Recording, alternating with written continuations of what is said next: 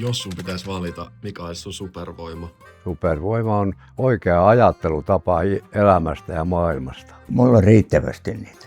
No uteliaisuus on ollut mun koko elämäni tällainen piirre, tai mitä sanaa nyt sitten käyttäisi. Ja jatkuvasti tulee kyseltyä, että mitä ja miksi ja niin edelleen ja niin edelleen. Että mä tuun muiden ihmisten kanssa toimeen aika hyvin ja mä näen niinku sen positiivisena ja voin heittää yli olan sellaista ihan turhaa jaarittelua. Tämä on niinku ihan naurettavaa, kun mä vastaan ihan samat asiat. Mä tuun ihmisten kanssa toimeen, mä oon koko elämäni tehnyt niiden kanssa töitä ja sitten nimenomaan, koska mä näen sen rikkautena ja sen koko systeemin, enkä minä hankaluutena tai tällaisena. Hankalatkin asiat, kun pystyy kääntämään jotenkin niin kuin positiivisiksi, niin niistä vaan selvitään. Jaa, se onkin aika vaikea kysymys. Semmoinen aktiivisuus, että mä en ole semmoinen pullatuoksunen äiti, vaan mä oon niin kuin monessa mukana. Mä oon ollut yhdistyksessä, on ollut puheenjohtaja ja työelämässäkin, kun on ollut esimiesasemissa, niin semmoinen aika sosiaalinen.